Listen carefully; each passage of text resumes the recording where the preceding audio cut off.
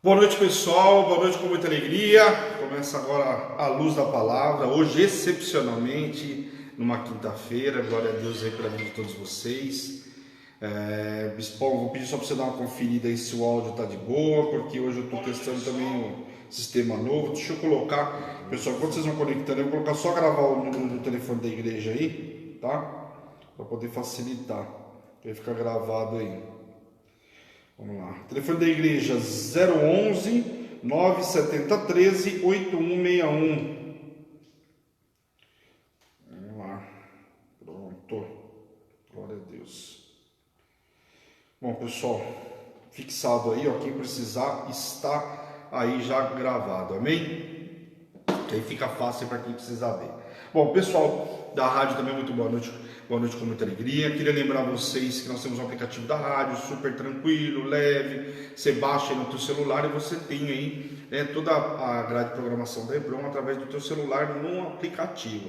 Super leve, tranquilo, não ocupa espaço, né? Não ocupa tanto espaço, até porque você não vai ter, primeiro, não tem o vídeo, só tem o áudio, então consome menos dados móveis. E ele consome bem pouquinho de espaço no teu celular, então vale muito a pena você baixar o aplicativo. Tudo que acontece na igreja vai automaticamente lá para a rádio. A única coisa é que nós não temos ele para o sistema do iPhone, né? Para o iPhone você tem que entrar no site mesmo, que é o www.radiobron.com.br. Amém? Glória a Deus, o aplicativo tranquilo, dá para você baixar o louvor, baixar a programação, vale muito a pena. Amém? Bom, pessoal, deixa eu comentar com vocês. Nós tivemos uma semana aí bastante puxada, né? Agitada aí essa semana. A semana passada nós tivemos aí o nosso relógio de oração, que é a marca da Hebron. Eu falei um pouquinho na segunda-feira e hoje vou dar mais uma recapitulada aí. Nós somos uma igreja 100% virtual, né? E nós somos uma igreja onde propósito aqui, o que mais tem na Hebron é propósito. Então quem acha que está numa igreja virtual, que vai ser mais tranquilo, mais leve, vou falar para você que não é, né? Porque nós temos propósito toda semana, então você consegue estar conectado, né, automaticamente, não só conosco, mas com o Senhor, participando dos propósitos. E nós tivemos começou no primeiro domingo do mês, começa o relógio de oração. Então começou, não terminou nesse domingo, como de costume, terminou ontem, na quarta-feira. Foram 10 dias, onde nós estivemos no relógio de oração e também de jejum. Nos últimos 3 dias, o Senhor deu uma direção nesse mês especial, coisa que nunca tinha acontecido ainda. O Senhor deu um propósito da vida sentimental. Então ficamos 3 dias junto com o relógio, 3 dias guerreando pela vida sentimental. Além do relógio de oração, ao meio-dia nós clamávamos pela vida sentimental de todo mundo aí que estava participando. Então foi grande bênção esses 10 dias. A gente já viu o testemunho. Aliás, né, não para de chover testemunho, né? Eu estou muito feliz, né? Cheguei aqui, o Bispo Fábio já estava me contando mais um, né? Então a gente tem visto aí o Senhor fazer grandemente. Relógio de oração não tem, olha, posso te garantir, não tem. Se você entrar no relógio de oração e realmente fazer o propósito, mergulhar na palavra, né, absorver aquilo que está sendo ministrado, deixar o Senhor falar com você, você entender e praticar, eu posso garantir para você que você não vai entrar no relógio e sair da mesma forma. Com certeza. É uma hora na presença do Senhor, onde você vai ouvir a palavra que foi ministrada, se precisar ouvir mais de uma vez, vai começar a louvar, adorar, e aí você vai orar ao Senhor, né? Orar ao Paizinho querido, e aí você coloca as tuas petições aí diante do Senhor. Então, é algo extraordinário o relógio de oração. Então, eu convido você a sempre estar participando do Hebron. Todo começo de mês, primeiro domingo, participamos da Santa Ceia e já entramos no relógio de oração. Então, como eu falei para vocês, terminou ontem. Então, por conta disso, nós não tivemos a luz da palavra. Então, hoje, excepcionalmente, quinta-feira. A semana que vem volta normal. Segunda-feira, luz da palavra e na quarta-feira. Ok? Deixa eu falar sobre a grade da Hebron. Tudo que a Hebron tem, pessoal. Enquanto o pessoal vai conectando aí, como de costume, eu vou dando recado. A Hebron, nós temos uma programação de segunda a sexta-feira. É o Alimento Diário às Nações, com a Bispa Karen, né? A nossa líder, aí ela traz uma palavra todas as manhãs, das 8h30 até próximo das 11 horas aí, todos os dias de segunda a sexta-feira. Então, você não vai trabalhar, você não fica sem o alimento. Por quê?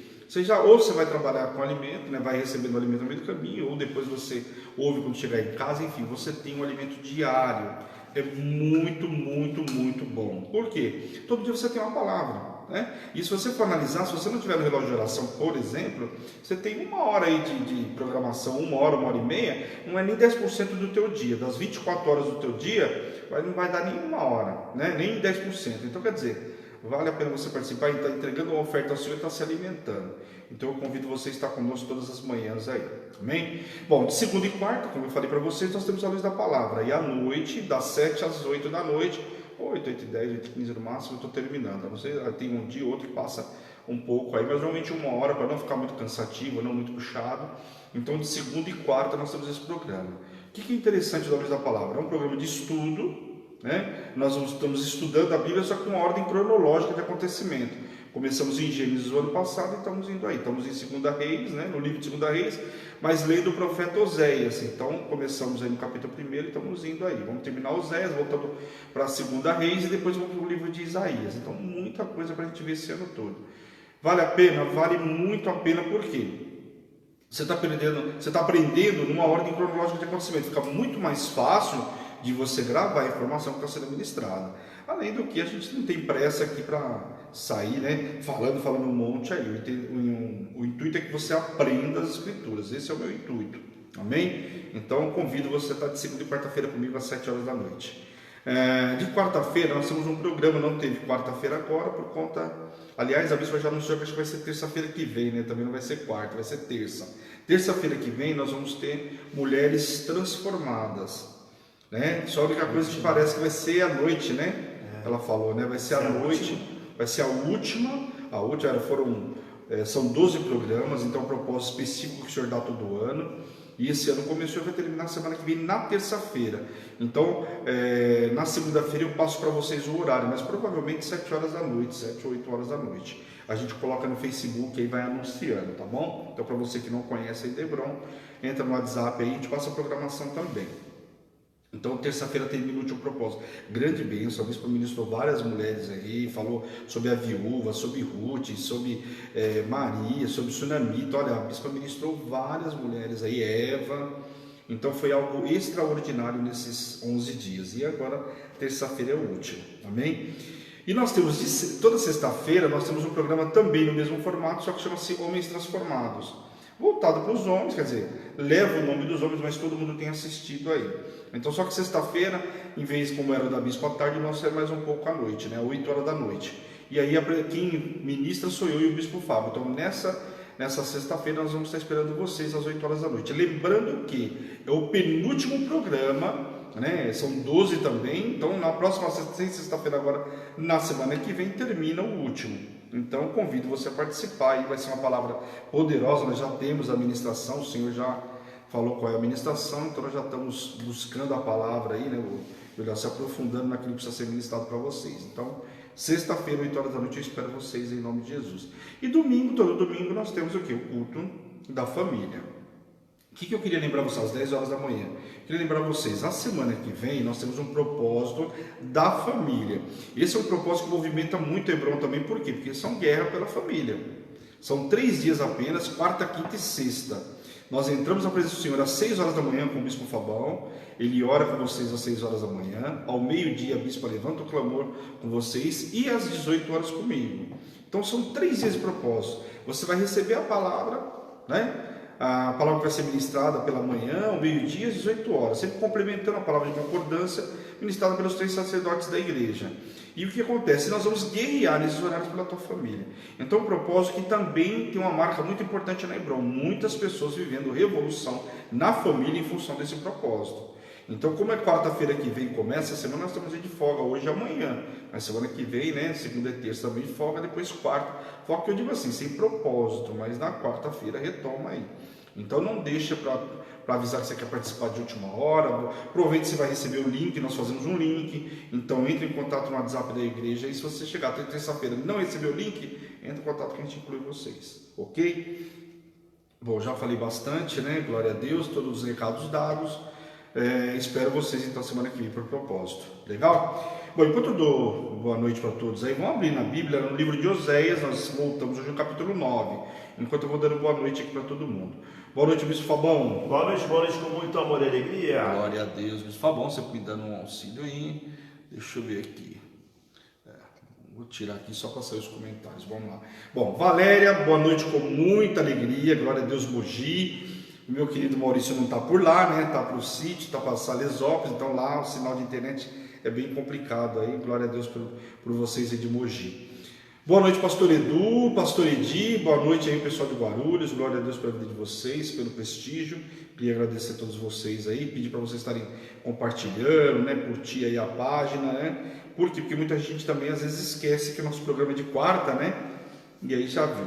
Dona Rosélia, lá de Curitiba, boa noite com muita alegria, saudade da Dona Rosélia, estava fazendo curso a semana passada, né? Se não me engano, acho que a semana passada foi o último, né? Não, retrasada. Então estou sentindo falta aí de estar com vocês. Muito bom, algumas pessoas fazendo curso de aspirante.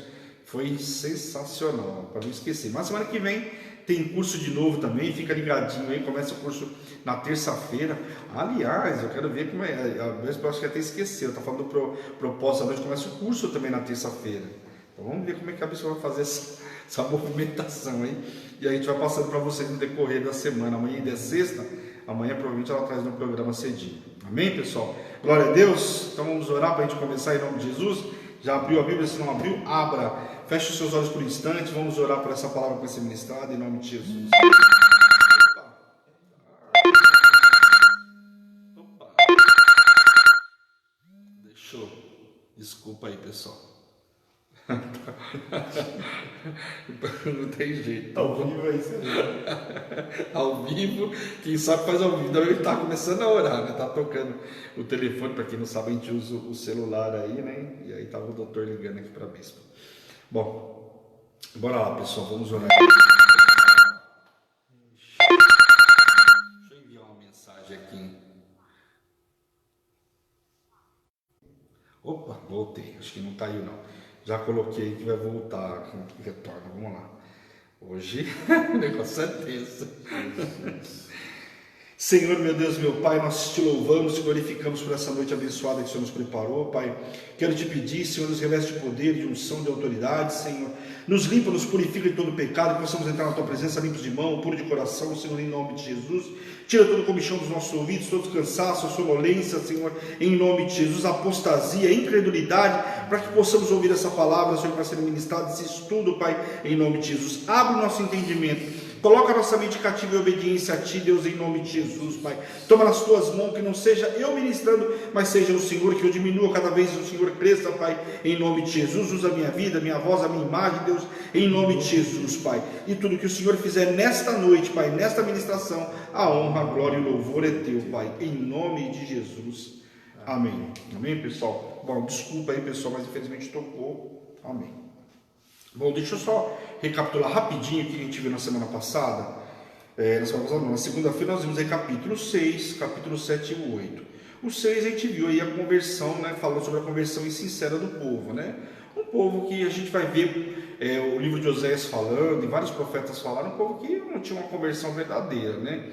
Ou seja, entregava ofertas, entregava holocaustos, mas não tinha de fato uma conversão. Ou seja, o Senhor até fala por algumas vezes, através da vida dos profetas, que Ele preferia muito mais que o povo não tivesse uma vida correta. Não adiantava entregar um monte de oferta, né? E quando tinha as atitudes, as condutas eram completamente erradas, né? Desagradando a Deus. Então a gente viu falando um pouco sobre isso no capítulo 6, no capítulo 7, a iniquidade, né, dos reis e príncipes, a forma como o povo se posicionava. A gente viu aqui sacerdotes que tinham por obrigação, né, ter uma vida completamente diferente, corrigir o povo, e alguns até se misturaram com o povo. A gente viu muito isso com o povo de Israel, principalmente, e aqui já veio Oséias falando com o povo de Judá, né, falando, inclusive fazendo várias menções ao povo de Israel. Então o que acontece? Os sacerdotes que não estavam muito preocupados com tudo isso. Depois a gente viu no capítulo 7, falando sobre algumas situações onde ele vai apontando alguns erros e mostrando que os camaradas estavam muito mais preocupados com o próprio umbigo do que com as coisas do Senhor. Então o camarada entregava a mesma oferta para outros deuses e não estava nem aí, e ainda achava que eram os deuses que estavam fazendo, liberando, e a gente viu que não era o Senhor, evidentemente, né? E depois o capítulo 8 falando sobre o castigo que está próximo. Então, relatando o castigo. Israel já estava passando pelo castigo. E Judá, se não se consertasse, também muito próximo. Logicamente, a gente fala que o castigo está próximo aqui, aconteceu mais de 100 anos depois. Mas, o que acontece? É o camarada que vivia mais de 100 anos naquela época, 100 anos não era também assim tão longe. Mas, o que acontece? Era um castigo que estava iminente. Então, o profeta começa a alertar o povo sobre tudo isso. Amém? Capítulo 9. Israel, já antes castigado. Então vamos lá no capítulo 9, vamos ler aí do versículo 1 até o 4, que diz assim: não te alegres, ó Israel, não te exultes como os povos, porque com prostituir-te abandonastes o teu Deus, amastes a paga, e de prostituição em todas as eiras e cereais. A eira e o largar não os manterão, e o vinho novo lhe faltará. Na terra do Senhor não há permanecerão, mas Efraim tornará ao Egito, e na Síria comerá coisa imunda. Não derramarão libações de vinho ao Senhor, nem os seus sacrifícios lhe serão agradáveis. Seu pão será como o pão de pranteadores. Todos os que dele comerem serão imundos, porque o seu pão será exclusivamente para eles, e não entrará na casa do Senhor. Então aqui já fazendo algumas menções com relação ao povo de Israel, ao povo da Síria, que o Senhor ia mandar eles iam comer o pão que o inimigo estava comendo. Por quê? Porque eles iam ser levados cativos. O que ia acontecer? Ia viver aquilo que a Síria estava vivendo. E a oferta que até então eles estavam entregando daquele jeito, agora nem isso não ia acontecer, né?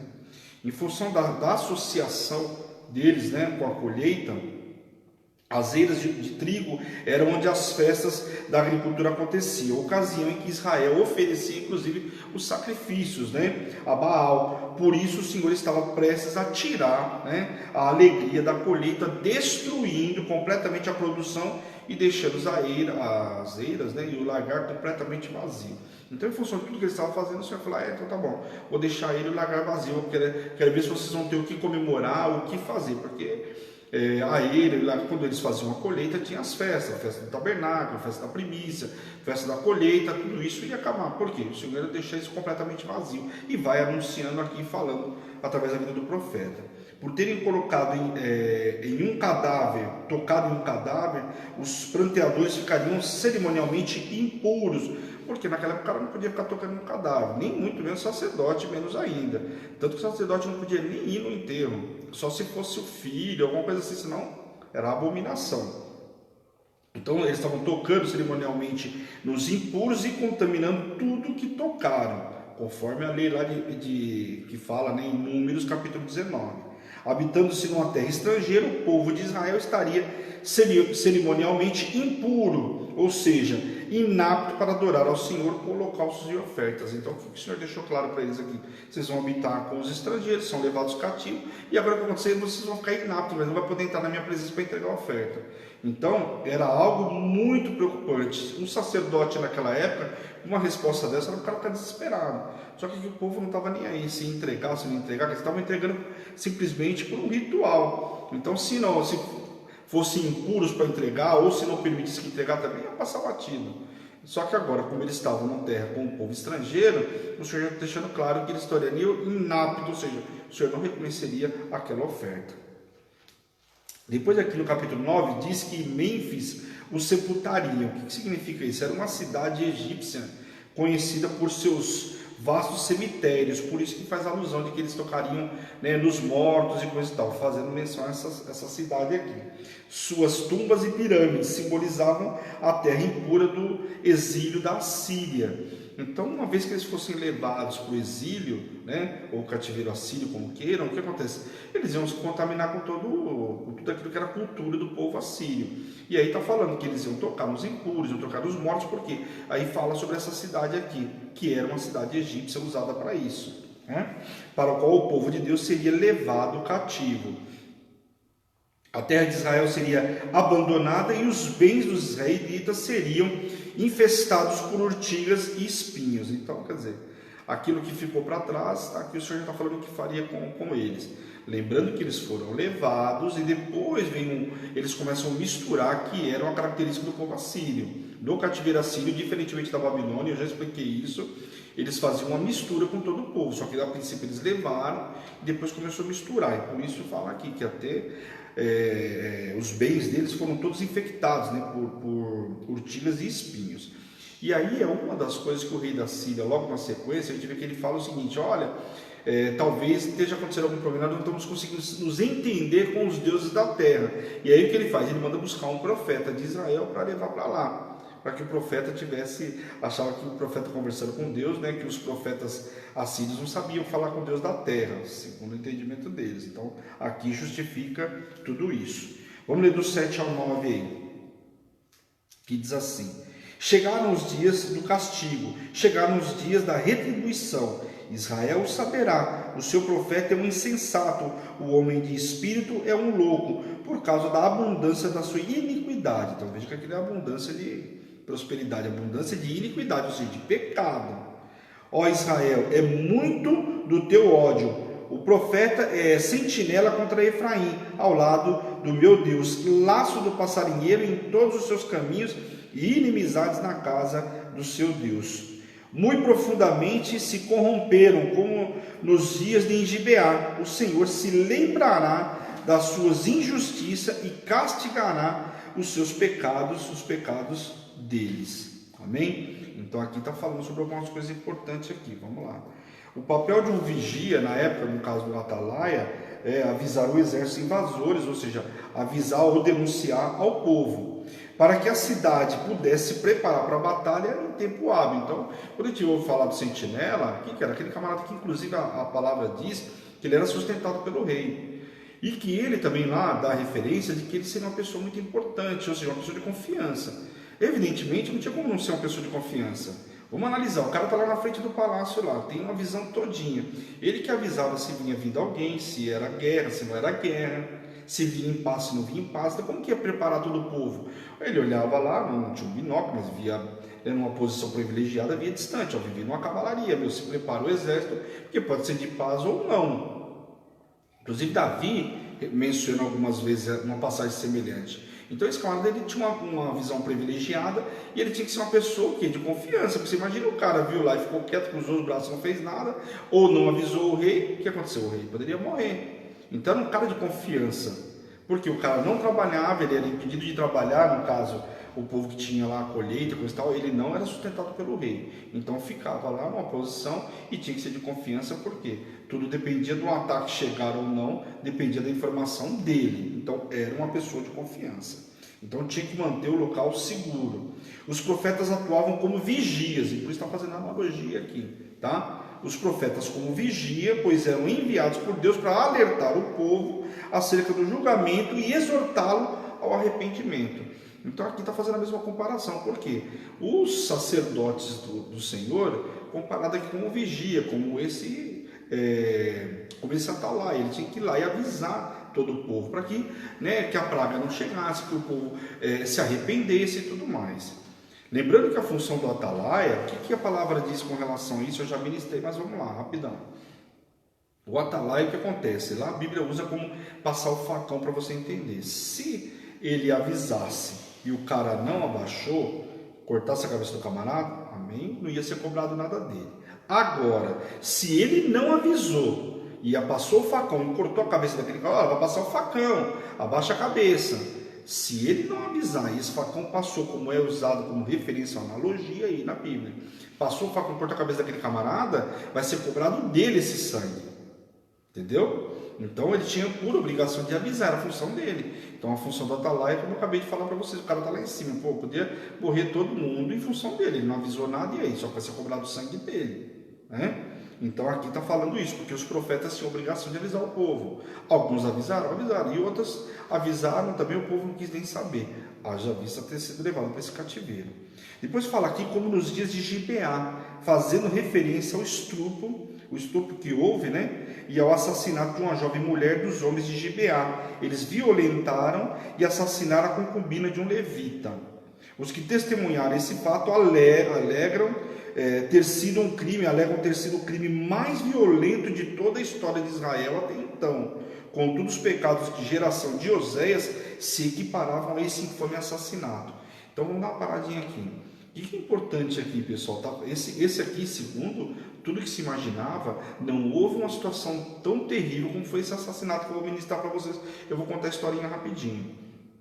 Não tinha nada comparado a isso. E aqui está fazendo menção que hoje, nos tempos de Oséias, tudo isso estava acontecendo, era comparado a esse ato infame que aconteceu lá atrás. Então vamos voltar lá para a gente entender o porquê que era perigoso. O levita tinha uma concubina. Isso tem na história lá, depois vocês leiam, passa a passagem quem quiser, não vou lembrar de cabeça agora. Aliás, está em Juízes capítulo 19, eu anotei aqui, agora lembrei. O que acontece? Esse levita tinha uma concubina. E ela, a mulher, no belo do dia, ela resolve ir embora e vai-se embora. Ele vai buscar essa mulher. Passa uns dias e ele falou: bom, vou buscar minha mulher de volta. E vai buscar essa concubina. Chega lá na casa do pai dela, ele fica lá. O homem reluta, deixa ele embora, fica aqui, vai amanhã. Segura ele alguns dias. Ele pega, depois de alguns dias, fala: não, hoje eu vou embora e acabou. Pega a mulher, essa concubina, e vai voltar para as terras dele. Né? O que acontece? Nesse meio do caminho, essa viagem não é uma viagem de 1 hora, de 2 horas, mas é naquela época, né? O que acontece? Eles precisam passar uma noite em algum lugar para dormir. E o que acontece? Então eles resolvem dormir em uma das cidades. O moço fala: não, vamos dormir aqui. Ele falou: não vamos dormir nessa cidade porque é povo estrangeiro. Vamos andar um pouco mais, dormimos numa cidade que é do nosso povo, né? Quem sabe alguém nos acolhe lá. E muito bem, ok. Chegaram na cidade de Benjamim lá, se acomodaram na praça e esperaram por alguém dar acomodação para eles. Isso não aconteceu, o que já frustrou completamente aí o levita, porque era um levita, não era um cara qualquer. E aí o que acontece? De repente chega um senhor de outra cidade que morava lá e falou: bom, dorme na minha casa, fica aqui, tudo bem. Hospedou ele lá, o povo da cidade ficaram sabendo, foram até lá e exigiram que ele desse essa mulher. E aí ele acabou, não teve outro jeito, ele, o homem da casa, para não acontecer mais nada na casa, entregaram essa mulher, essa concubina na mão desse pessoal. Lembrando que eram irmãos de outra tribo, mas mesmo o povo de Israel, ou seja, o povo hebreu. Violentaram a mulher, fizeram de tudo, toda a barbárie. E deixaram a mulher lá. A mulher foi se arrastando, quase morrendo, chegou até a soleira da porta e morreu ali. No dia seguinte, pela manhã, quando levantou, eles abriram a porta e deram de cara com a mulher lá, completamente morta. O que o levita fez? Indignado, pegou a mulher, partiu ela em 12 pedaços e mandou um pedaço para cada tribo, para que todo mundo soubesse que os irmãos benjamitas tinham feito. E aí chamaram uma reunião solene lá para ver o que ia acontecer, porque era algo terrível, meu. Pô, matar uma mulher, né? Da forma como mataram, violentado. E aí quando chegou lá o corpo, todo mundo queria saber o que estava acontecendo. E aí se reuniram para descobrir o que tinha acontecido. E aí o levita contou: olha, foi o irmão tal, assim. E aí o povo se rebelou e foi todo mundo lá para matar todo o povo da tribo de Benjamim, que já não era uma tribo muito grande. O que acontece? Chegaram lá, matou um monte de gente, né? E alguns homens matavam, naquela época, quando entrava, matava mulher, homem, matava todo mundo. E ficou 600 camaradas lá, que eram os homens que não tinham mulheres, o restante foi tudo morto. E aí, para preservar, né, essa tribo, o Senhor fez o quê? Falou: bom, agora vocês vão pegar a mulher de outra tribo. E aí eles que na reunião lá, teve uma das tribos que não desceu para essa reunião solene, falou: então vamos pegar as mulheres de lá. Aí pegaram dessa tribo e deram para lá. Mas enfim, isso aí só para manter a tribo. O que eu quero que você entenda? É o ato que foi feito. Esse ato foi muito sério. Por quê? Porque mataram uma mulher esquartejada, violentaram uma mulher. Então foi algo que aqui relata que era algo absurdo para um povo, como era o povo de Deus. Isso aí lá, Sodoma e Gomorra, que a gente viu lá, né? Aquela situação com a filha de Ló, que queriam violentar as filhas de Ló e coisa e tal. Viu, aqui, olha quantos anos depois aconteceu uma situação, só que aqui fato consumado. Então, muito sério. E aí, agora chegar aqui no livro de Oséias falar que a situação que estava acontecendo era tão séria como foi naquela época, e olha quantos, né, do povo hebreu que morreu naquela época, falando dessa mesma situação agora, então era muito sério. Amém? Conseguiram entender a história? Se alguém não entender, depois me chama e eu explico no particular. Eu tenho que fazer um resumo, porque a história é um pouco mais complexa, né? Mais completa, mas poderia ter ministrado um pouco mais, mas assim, não é o intuito, é só para vocês entenderem hoje, porque eu já ministrei essa passagem lá em Juízes, capítulo, ou melhor, quem tiver dúvida, vai lá no YouTube, tem gravado lá, nós temos no nosso canal no YouTube, Hebreu Igreja Apostólica Internacional, vai estar lá, livro de Juízes, capítulo 19, essa ministração no detalhe, ok? Mas enfim, era algo tenebroso que eles estavam fazendo aqui, amém? Vamos lá, vamos ler do versículo 10 até o 15 agora. Achei Israel como uvas no deserto, vi vossos pais como primícias da figueira nova, mas eles foram com Baal Peor e se consagraram à vergonhosa idolatria e se tornaram abomináveis como aquilo que amarram. Quanto a Efraim, a sua glória voara como uma ave e não verá nascimento, nem gravidez e nem concepção. Acabando com a esterilidade mesmo, né? Ainda que venha a criar seus filhos e os seus os privarei deles, para que não fique nenhum homem. Olha só o castigo aqui. Ai deles, quando deles me apartar. Efraim, como planejei, seria como Tiro, plantado no lugar aprazível, mas Efraim levara seus filhos ao matador. Dá-lhes o Senhor o que lhes darás. Dá-lhes um ventre estéril e seios secos. Toda a sua malícia se achará em Gilgal, porque ali passarei a aborrecê-los por causa da sua maldade e de suas obras, e o lançarei fora de minha casa, e não os amarei.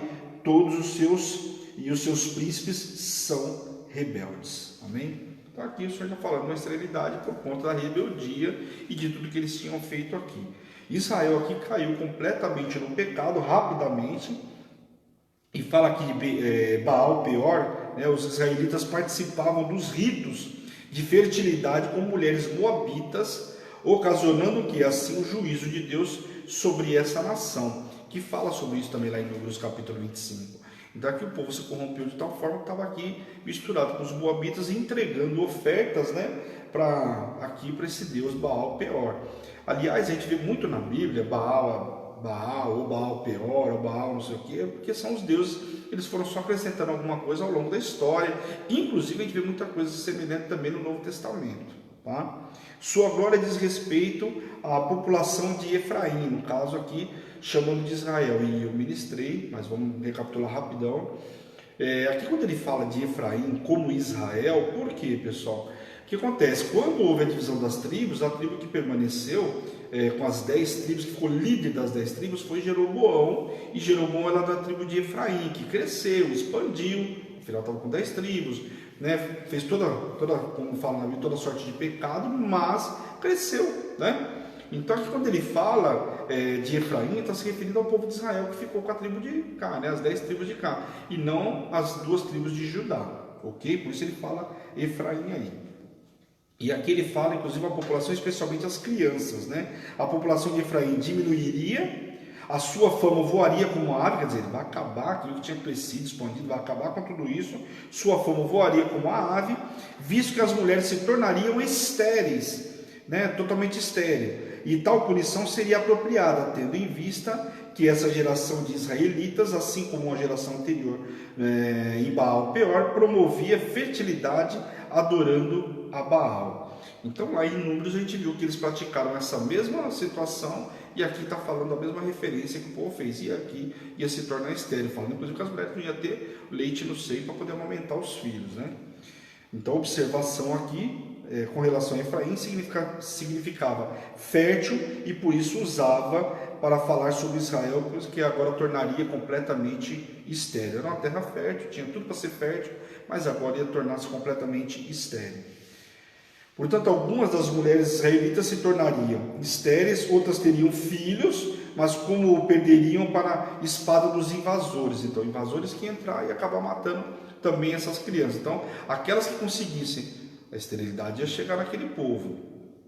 As mulheres que tivessem filhos ia ser consumido por essa espada aqui, ou seja, pelos invasores. Então, o ataque que levam eles para a Babilônia, para o cativeiro assírio, né? Amém? Outras ainda engravidariam, mas depois abortariam. Então, a esterilidade que o Senhor estava trazendo por conta do pecado desse povo era muito séria. Você vê que aqui o Senhor já tinha mandado os profetas avisarem, já tinha feito de tudo. E agora ia trazer o quê? Uma esterilidade de tal forma que nem a mulher ia ter filho. E a gente sabe que se a gente pegar lá desde o princípio, o povo de Israel sempre foi... as mulheres eram muito férteis, tanto que os egípcios fizeram o quê? Não começaram a matar lá, quase Moisés foi morto por conta de quê? Porque as mulheres eram férteis, elas não paravam. Enquanto as mulheres hebreias não tinham filho, as egípcias não tinham filho, as hebreias não paravam de ter filho. Então você imagina, era algo preocupante naquela época. Então o que acontece? Começaram a mandar matar, né? Por que todas as maledicências se chamavam em Gilgal? Isso que eu quero explicar para vocês também. Porque havia se tornado um centro de idolatria. O casamento e o divórcio servem bem como exemplo para esta passagem aqui. O Senhor rejeitou, por isso que ele fala que os aborreci, e sua esposa infiel lançou fora de sua casa, no caso lançou na terra, e deixou de cuidar dela, ou seja, deixou de amá-la. Então quando usa esses termos, está citando primeiro a mulher, depois a terra. Amém? Tá claro, pessoal? esse pedaço aqui, ó.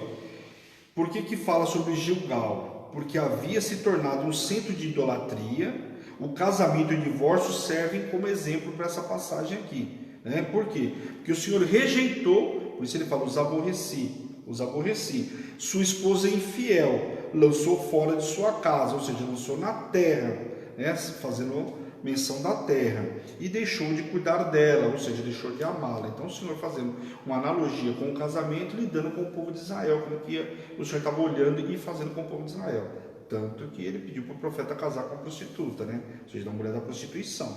Amém? Vamos lá, capítulo 10. Vamos lá.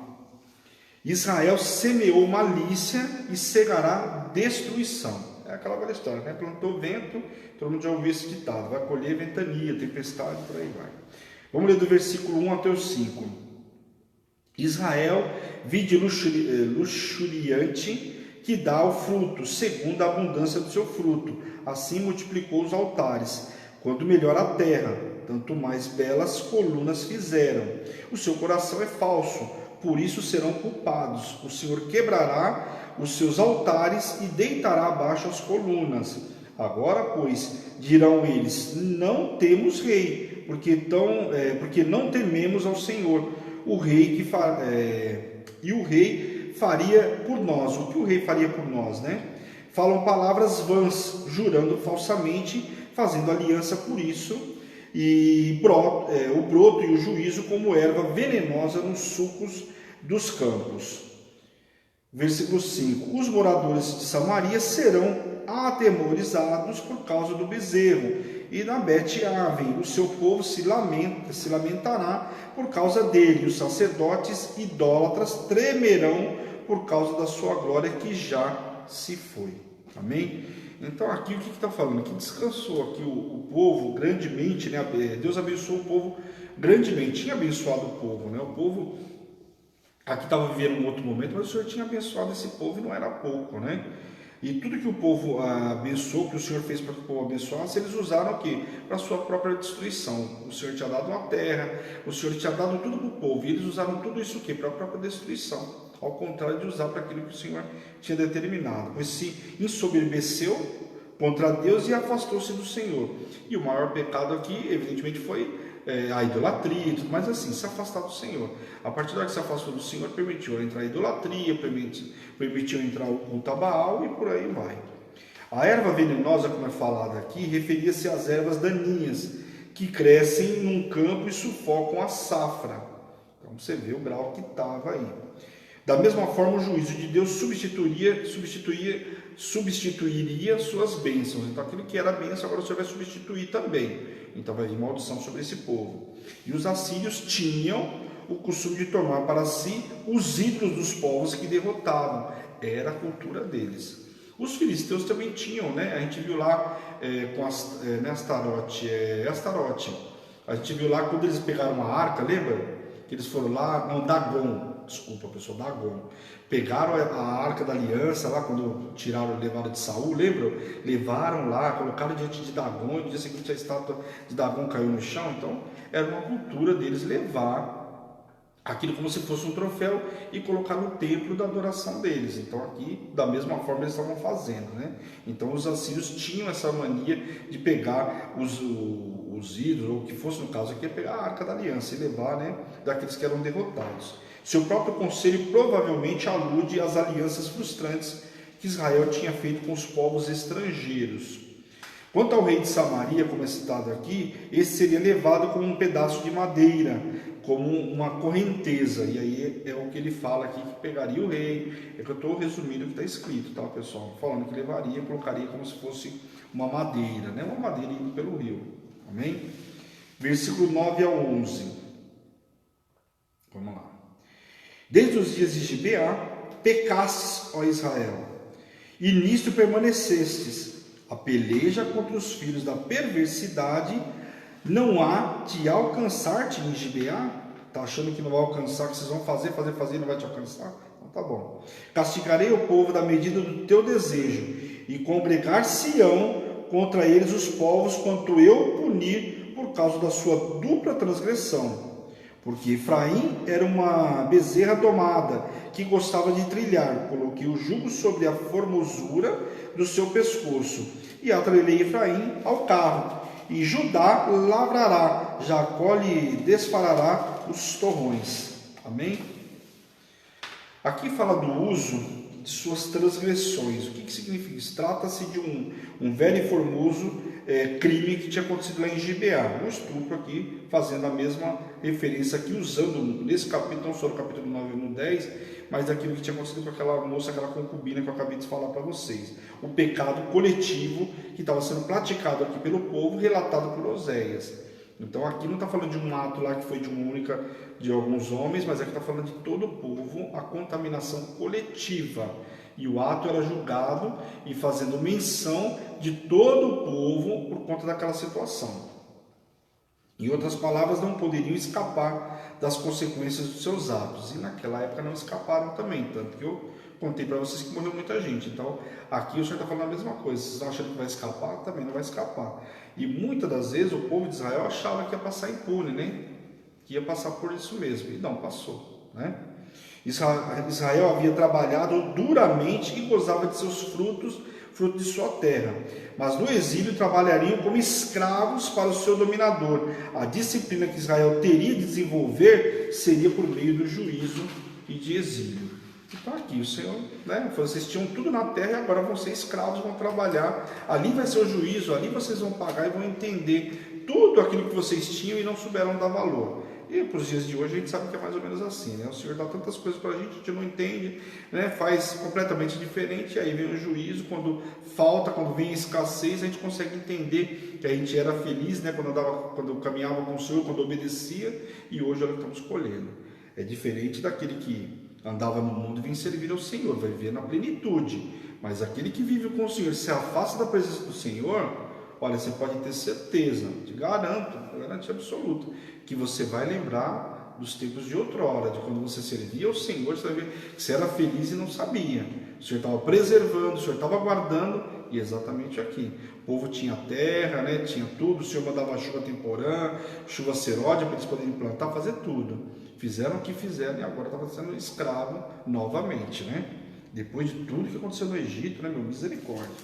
Vamos ler do versículo 12 ao 15 aí. Então eu disse: semeei para vós outros em justiça, ceifai segundo a misericórdia, arai o campo de pouso, porque é tempo de buscar ao Senhor até que ele venha, e chova a justiça sobre vós. Arrastes a malícia, colhestes a perversidade, comestes o fruto da mentira, porque confiastes nos vossos carros e na sua multidão dos vossos valentes. Portanto, entre o teu povo se levantará tumulto de guerra, e todas as tuas fortalezas serão destruídas, como Salma destruiu a Bet-Arbe no dia da guerra, e as mães ali foram despedaçadas como seus filhos. Assim vos fará Betel por causa da vossa grande malícia. Como passa a alva, assim será o rei de Israel totalmente destruído. Vamos lá. Então aqui Oséias, o que ele faz? Ele convoca o povo ao arrependimento, lembrando de que sua decisão tinha de ser imediata, que não havia tempo para que as bênçãos de Deus voltassem a agraciar os israelitas. Então, o que o profeta está chamando a atenção para eles? Não dá tempo mais. Vamos se arrepender, só que assim, eu vou pensar, não tinha mais esse tempo. Eles tinham que se arrepender de imediato. Não dava mais para deixar passar esse tempo. Tinha que ser feito e era agora. Então ele chama a atenção do povo que tinha que se arrepender e que fosse rápido. A instrução aqui, lavrai-o como campo de lavoura, arar e plantar, são os passos preliminares essenciais para obter uma safra. Então, por isso vai falando os passo a passo aqui, que é gerada quando a chuva cai na estação certa. Mas da mesma forma, o arrependimento prepara o terreno para a restituição das bênçãos que Deus podia fazer chover e soprar o seu povo. Então, aqui está fazendo a mesma alusão. Da mesma forma que vinha a chuva preparar o solo, seria o arrependimento. Se o povo se arrependesse, ela não está preparando para vir a chuva de bênçãos. Mas tinha que ser preparado. E a preparação aqui sim fazia uma referência do quê? Do povo se arrepender. Amém? Salma, como é aqui, era o rei da Síria, o rei assírio, né? Salma é o rei assírio Salmaneser, que derrotou as 10 tribos do norte de Israel, levando o povo para o exílio. Acredita-se, inclusive, que aqui essa Bet Arbel era uma cidade localizada a cerca de 30 quilômetros, mais ou menos, ao sudoeste do Mar da Galileia, só para efeito de cadastro aqui. A derrota de Israel seria tão repentina que o rei da nação seria totalmente destruído antes mesmo de a guerra começar. Então aqui falando, olha, antes mesmo da guerra de fato começar, o rei já foi destruído. E a gente sabe que a guerra já tinha sido perdida espiritualmente, né? Agora ela só vias de fato de acontecer no mundo carnal, mas a guerra já tinha sido perdida espiritualmente, quando o povo entregou-se à prostituição e à idolatria. Então a guerra tinha sido perdida exatamente ali. É uma das coisas que o Senhor fala muito, por quê? Porque o povo não estava respeitando. Então a contaminação chegou, né? Levou o povo para toda essa assolação e agora estava vindo o castigo. E vinha numa velocidade agora muito rápida. E por isso o profeta pede para que eles fossem rápidos o quê? No arrependimento. Por quê? Porque a situação estava aí iminente. Amém? Vamos lá. Capítulo 11. Hoje está bom, hoje não estamos conseguindo avançar. Vamos ler o capítulo 11, vamos ver se tiver o 12. Será que dá para acabar o livro? Quem sabe? Vamos ver.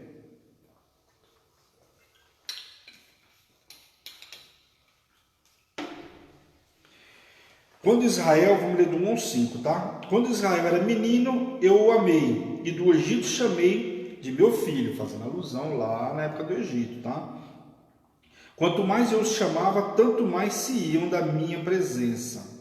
Sacrificavam balaíns, queimavam incenso e imagens de escultura. Todavia eu ensinei a andar a Efraim. Tomei-o nos meus braços, mas não atinaram que eu o curava. Atraí-os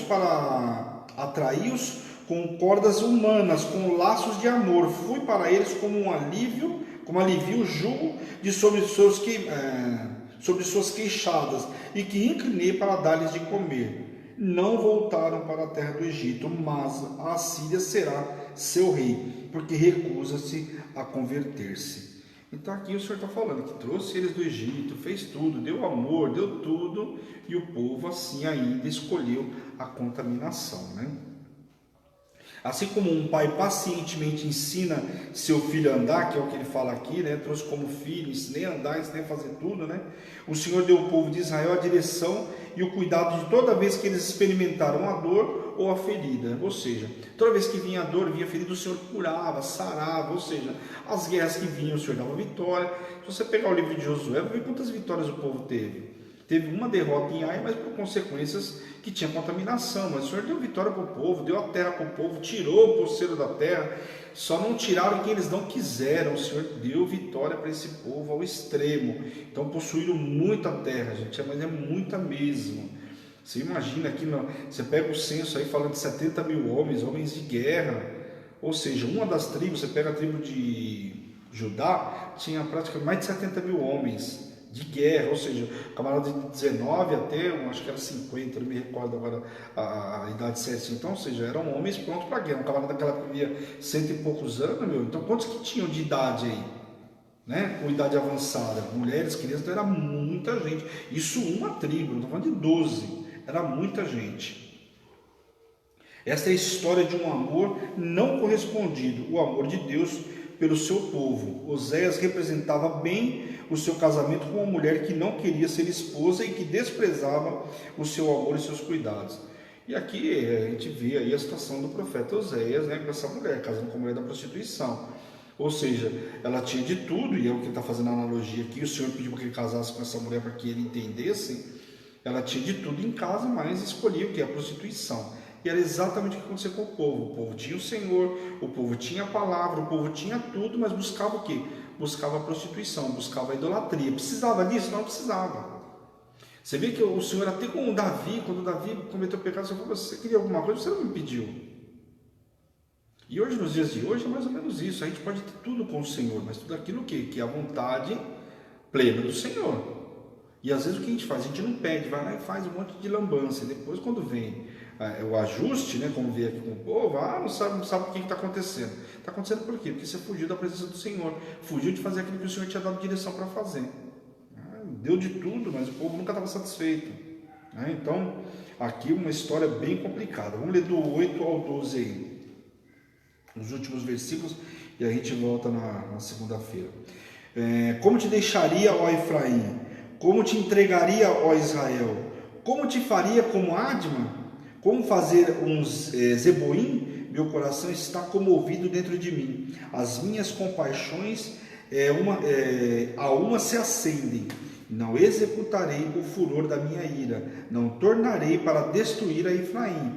Porque eu sou Deus e não homem. E o santo no meio de ti, não voltarei em ira.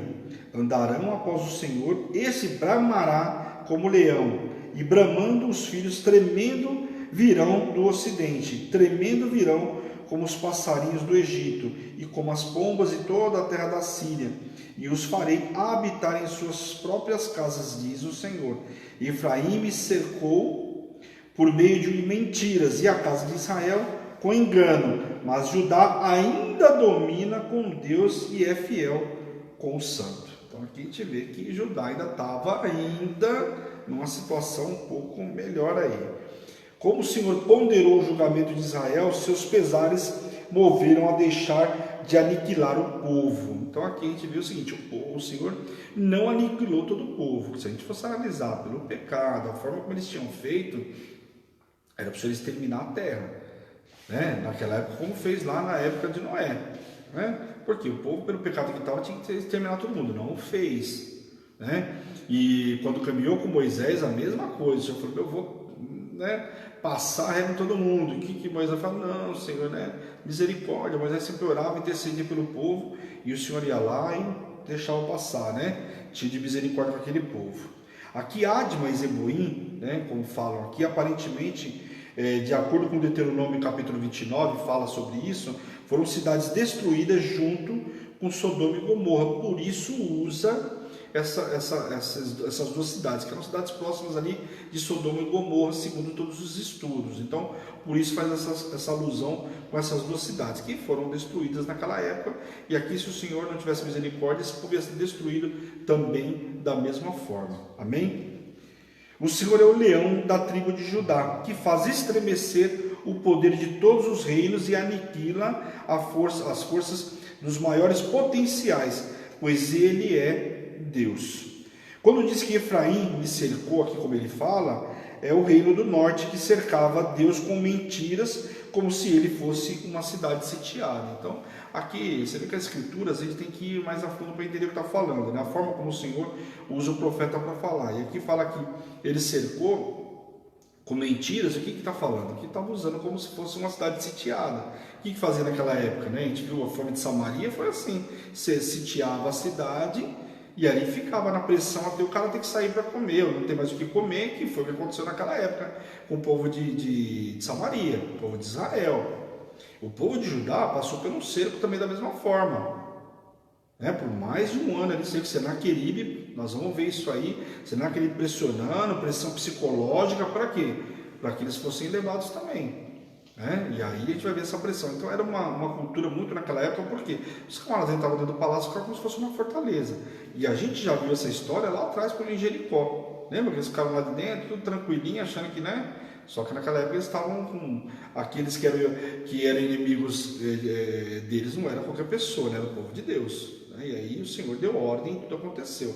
Mas aqui o que acontece? Vocês foram atacar o povo de Deus, cercava, sitiava. Só que aqui o Senhor está fazendo menção o quê? Que ele estava tentando fazer com ele, sitiando ele com mentiras. E o Senhor ia permitir isso aí. Amém, pessoal? Glória a Deus. Bom, eu vou deixar aí capítulo 12, 13 e 14. A gente vê na segunda-feira, porque vai dar para ministrar tudo. São capítulos curtinhos, mas na segunda-feira a gente termina aqui o livro de Oséias, dá mais uma pincelada e um resumo, e já entramos no livro, voltamos para o livro de Reis, tá? Nós vamos voltar para o livro de Segunda Reis aí, vamos ler mais 2 capítulos, e vamos na sequência para o livro de Isaías. Então o livro de Isaías é um livro mais complexo também, um livro de bastante messiânico, né? Então nós vamos ter que prestar bastante atenção. Quero que vocês precisam entender todo esse conteúdo que foi dado até agora, para a gente entrar no livro de Isaías, é um outro formato, que ele vai estar ministrando para o povo de de Judá, o povo que não foi levado cativo, aqui cativeiro assírio, mas o povo de Israel, né, aqui ainda não tinha sido levado, o povo de Judá não tinha sido levado cativo para a Babilônia, então ele vai ministrar esse povo, vai falar sobre aquilo que iria acontecer lá na frente, sobre a vinda do Senhor, então vai ter muita coisa para a gente ver de ministração aí daqui para frente. Amém, pessoal? Glória a Deus. Então, bora orar em nome de Jesus. A gente volta no capítulo 12 na segunda-feira em nome de Jesus. Amém? Feche os seus olhos por um instante e vamos orar em nome de Jesus. Senhor, meu Deus e meu Pai, nós queremos te louvar, te glorificar por essa noite abençoada, pela oportunidade de estarmos na tua presença, Senhor. Quero te pedir, Senhor, visita poderosamente a cada um que viu aqui ao vivo, aqueles que vão ver na retransmissão, Senhor. Toca, cura, liberta, restaure e aviva, Senhor, o teu povo em nome de Jesus, que leve cura, libertação, Pai, em nome de Jesus, Pai. Abra o entendimento de cada um que vai ver essa ministração ainda, Senhor, e que eles possam compartilhar, Pai, com os amados, Deus, em nome de Jesus, Pai. E eu, como servo ministro, Senhor, envio os teus servos com uma noite extraordinária, debaixo de poder, de unção e de autoridade, em nome de Jesus. Amém, pessoal? Glória a Deus, que Deus abençoe a cada um de vocês. Não se esqueça, amanhã nós temos programa pela manhã com a Bispa, o Alimento Diário das Nações. Depois nós temos à noite, às 8 horas da manhã, às 8 horas da noite, eu e o Bispo Fábio, nos Homens Transformados. É o penúltimo programa, então convido você a estar com a gente, esteja lá conectado com a gente 8 horas da noite, em nome de Jesus. E domingo, nosso culto aí, todo domingo às 10 horas da manhã. Amém, pessoal? Essa é a Hebron, Igreja Apostólica Internacional, a minha terra prometida, a sua terra prometida, a igreja que te ama e te faz feliz todos os dias. Obrigado a todos aí, pessoal. Um grande beijo. Tchau, tchau.